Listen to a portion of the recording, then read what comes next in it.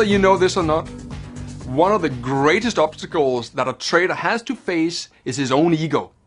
And over the next 2 chapters, we will discuss the fears that the trader will face when venturing into the world of online trading and how to manage them.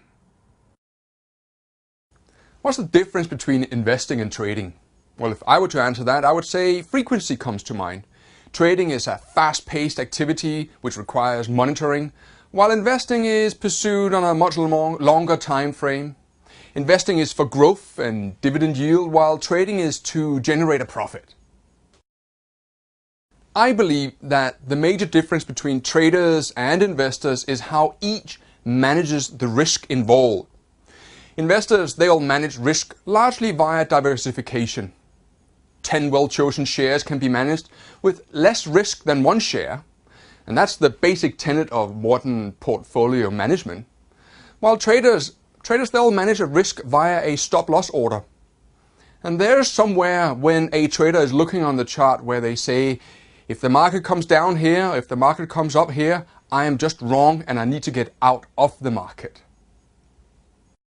Have you ever given any thought to what actually makes a successful trader? What ingredients go into making a profitable trader? If you ask me, I believe then you need to consider the 3 M's. You need a method. And in a later chapter, you will be taught a complete trading method, which I myself use extensively in my own foreign exchange trading. The second M is you also need to know how to manage your money. Because without money management, you are playing a game which can't be won. And finally, you need to manage yourself. My old trading mentor, he used to tell me that managing my emotions was more than 90% of the game when it came to trading. And being able to manage your emotions under pressure, that takes a lot of practice and a willingness to learn and accept that you're not going to win every single time that you pull the trigger and place a trade. Money management is by no means an easy topic to teach. First of all, there is a general reluctance by traders to apply any kind of money management to their trading. Secondly, most traders come into the trading arena generally believing that they will not lose money. But unfortunately, the facts they tell a different story. The facts they state that most people come into the trading arena will at some point, they will suffer a significant setback, which is actually completely unnecessary and avoidable if they just followed a few simple rules. What most newcomers fail to accept is that there is a degree of randomness to the financial markets. Let me attempt to make that clear with an illustration from the old flip a coin game. You know the game I'm talking about, you choose a side and I flip the coin and you choose heads or tails. You know as well as I that at the outcome over hundreds and hundreds of throws, there's a 50-50 chance of a head or a tail. So if you were to throw the coin 100 times, you would expect 50 heads and 50 tails, or something close to 50-50. The result may vary a little bit, but not significantly. But is there the same kind of order when you're just throwing the coin once? Is there the same kind of predictability? Yes, the outcome of one coin throw is 50-50, but the reality is that I have no way of knowing if the next coin throw will produce a head or a tail. And as such, there is complete randomness at the outcome of one event. But there's perfect order in the outcome of hundreds of coin throws. And I'd like to illustrate that a bit further with an example from my own trading. I decided to throw a perfectly normal coin 100 times, and then I wrote down the outcome for each throw. Yeah, I agree with you that that is not the most exciting experience that I ever come across, but the result was very significant. It was so significant that I repeated the experiment 3 more times just to ensure that I hadn't got lucky the first time around. The result that I found had a huge impact on my own trading, and I'd like to share the result with you now. My first 100 throws, they gave me 51 tails and 49 heads, as close as you can come to 50-50. And since the coin game is a 50-50 experience, you would expect an outcome like this. However, what is hidden underneath those seemingly predictable numbers is the fact that I hit 8 tails in a row. And in the same 100 throws, I also had 6 heads in a row. My second trial of 100 throws was even more interesting. This distribution between the heads and the tails were this time 48 heads and 52 tails. But the internal distribution was even more skewed than on the first 100 throws. This time, believe it or not, I threw 11 tails in a row during this experiment. And I also had a series of 7 heads in a row. So what does this mean, and why is this important to you and your trading? Well, imagine you're playing the coin game with me, but we have slightly changed the parameters of the game. As a matter of fact, we're playing a game where every time you accurately predict the outcome of my coin throw, you will receive £10 from me. But if you get it wrong, you will pay me £5. Would you play this game? Before you answer this question, imagine the following scenario. We're playing the game and you have chosen heads. I throw the coin and for the next 11 throws, I hit a tail. Would you carry on playing the game? You have lost 11 times in a row. Would you still want to play this game? I have taught thousands of people how to trade, and I have taught thousands of seminars, and when I ask them this game, most of them say that they would not like to play this game any further. But the fact of the matter is that this is a great game to play. As a matter of fact, this is one of the best games to play because it has positive expectancy. It is a positive expectancy system, but you hit a cluster of bad outcomes. But that hasn't changed the overall expectancy of this game being a 50-50 system. Now, we know that a coin game is a 50-50 proposition. Therefore, we can expect that you will have 50 bad trades, if you don't mind me saying it like this, and 50 good trades. On 50 trades, you'll lose £5, and on 50 trades, you'll make £10. So overall, statistically, you're going to make £500 on 50 throws, and you will lose £250 in total on 50 throws. So all in all, adding everything up, in total you should statistically end up with net £250 in your pocket.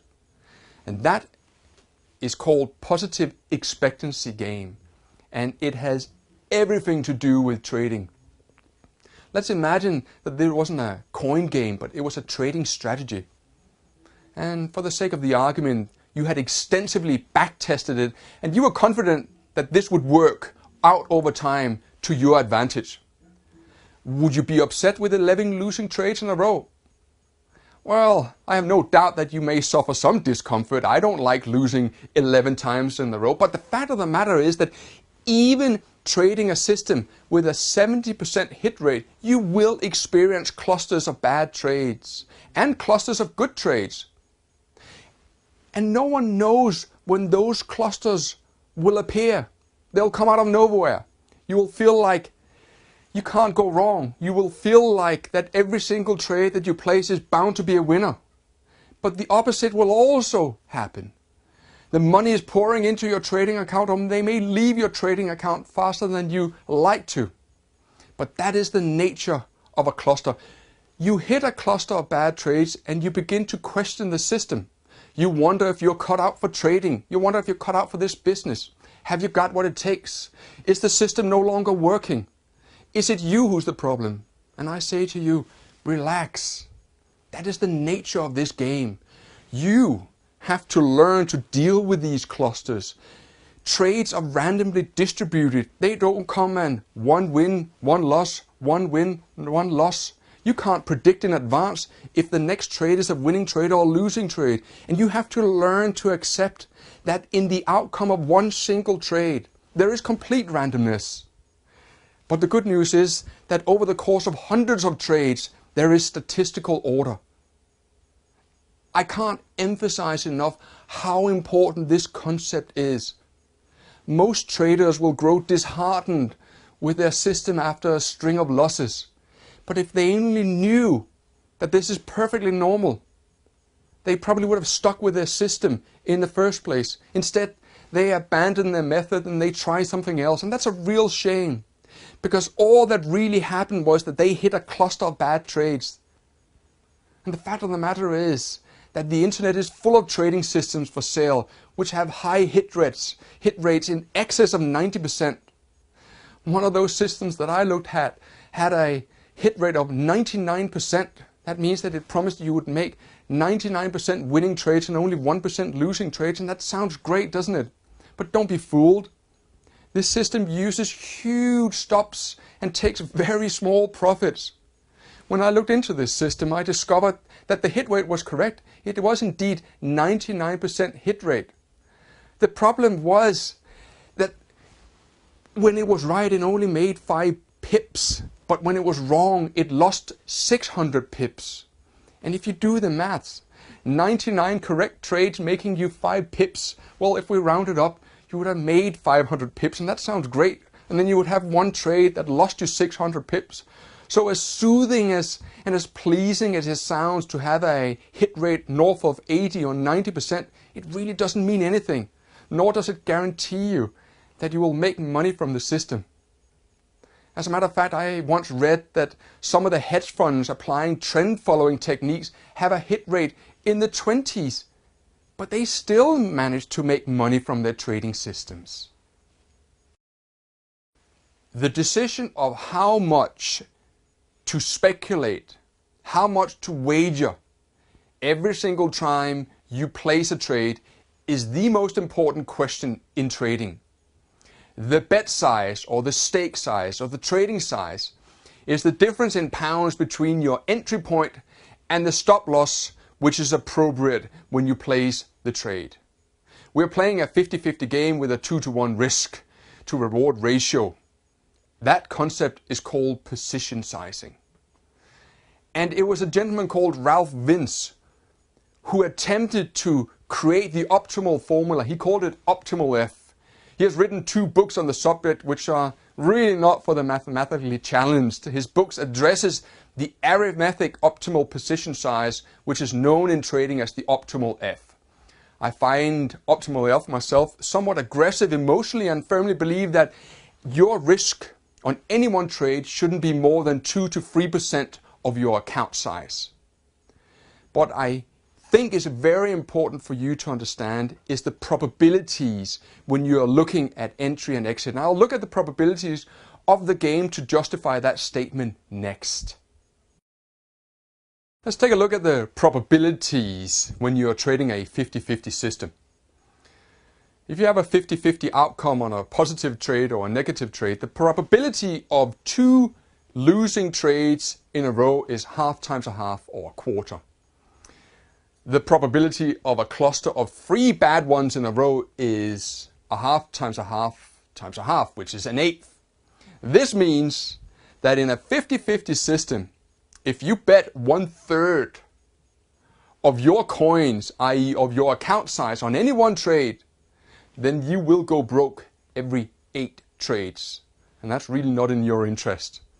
Many small traders go broke even though they have a great system because of a run of bad luck, which incidentally is a mathematical certainty. A run of bad luck will take them out before the good streak starts. The first thing you need to do when you turn on the computer for the trading day is how much money is in your account. Very few people decide on this. They believe the euro is going up and they buy lots of it. It does not go up, and before they can trade again, they must top up their account. And that's really not what we're trying to achieve here. The only thing that affects the risk of a trade is the account size and the position sizing model used.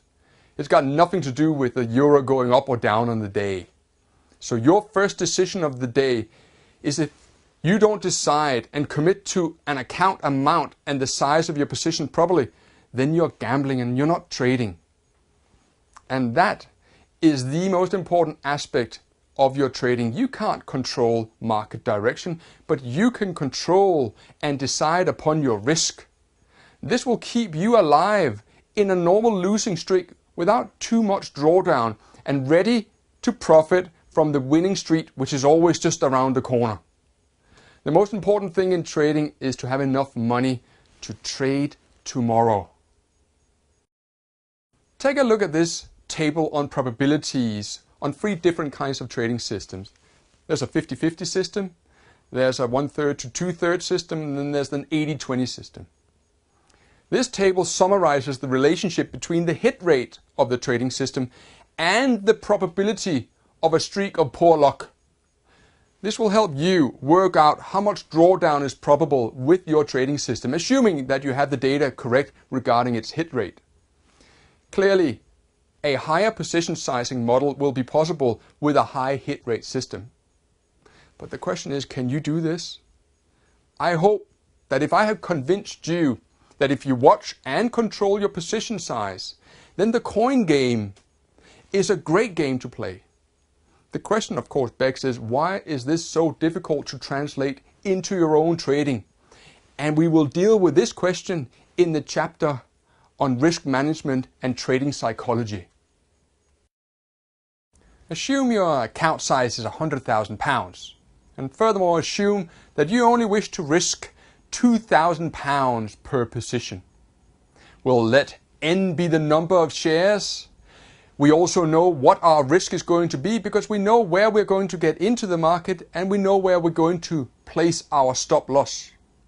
In other words, if I know that my risk is, for example, £1 per share, and I only want to risk £2,000, it stands to reason that I can buy 2,000 shares, because if I get stopped out of the position where my stop loss is, I will have lost £2,000 or 2% of my account size. The final component in a trading strategy is you. After method and after position sizing, the final aspect of our trading strategy is that we have to consider ourselves. It's all about thinking in probabilities. Now, this should not be judged over just one trade, but over a series of trades. I always tell people that you're only about 30 trades away from being the trader you want to be. And when I train people how to trade, I often find that by supporting them and guiding them, it only takes somewhere between 10 and 15 trades before they lose the fear of trading and before they lose the fear of losing money. By then, they are perfectly happy with the fact that not every trade they place is a winning trade. In my eyes, they have learned to play the game of trading over and over without any fear, without any hesitation in placing trades. And the chapter on trading psychology is all about how to get to that state of mind.